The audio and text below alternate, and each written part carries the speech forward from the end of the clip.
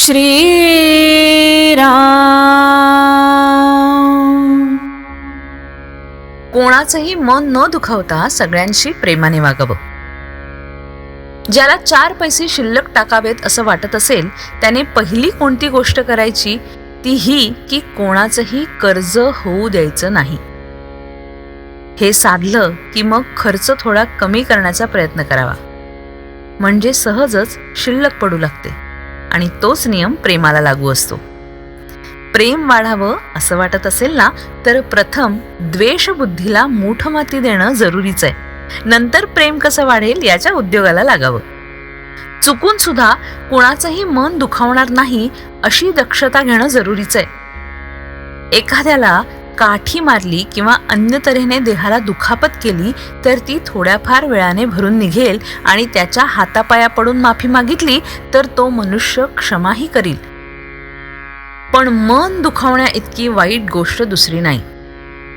मन दुखावणं म्हणजे प्रत्यक्ष परमेश्वराला दुखावण्यासारखं आहे. कारण भगवंताने ज्या आपल्या विभूती सांगितल्या आहेत त्यात मी मन आहे असं सांगितलंय. सत्याचं व्रत चांगलं आहे हे खरं, पण सारासार विचार प्रत्येक ठिकाणी अवश्य लागतो. एखादा मनुष्य जर असं म्हणाला की मी एक सत्य तेवढं जाणतो आणि सत्य बोलताना आई बाप माणसं देव गुरु कुणालाही ओळखत नाही, तर त्याला काय म्हणावं? एक सत्य पाळण्याच्या नावाखाली जर असल्या पूज्य विभूतींचे अवमान करण्याचे 10 गुन्हे होत असतील तर त्या सत्याला चांगलं तरी कसं म्हणायचं? चोरी करण्याकरता आलेल्या चोराला त्याला चोरी करू दिली नाही तर त्याचं मन दुखावेल म्हणून चोरी करू देणं हे योग्य आहे का? प्रत्येक गोष्टीत सारासार विचाराची गरज आहे.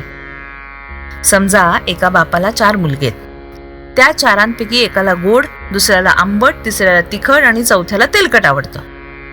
आता प्रत्येकाच्या या रुची वैचित्र्यामुळे जर ते भांडू लागले तर भांडण कधीच मिटणार नाही. म्हणून भांडण मिटवायचं असेल तर चौघांनीही एकमेकांच्या रुचीकडे दुर्लक्ष केलं पाहिजे, हे पहिलं काम. आणि पुढे प्रेम वाढवण्याकरता ज्या बापाची आपण 4 मुलं आहोत त्याच्याकडे दृष्टी ठेवणं हे दुसरं काम. म्हणजे साहजिकच पहिल्या गोष्टीचा विसर पडून आपण सगळे बंधू आहोत ही एकच जाणीव डोळ्यांसमोर राहून प्रेमाचं पोषण होईल. कशाही परिस्थितीत एकमेकांशी सलोख्याने आणि प्रेमाने राहणं या सारासार विचारांचं पालन प्रत्येक भावाने केलं तर कोणाचंही मन न दुखावता कुटुंबात समाधानाचं आणि आनंदाचं वातावरण निर्माण होईल. श्रीराम.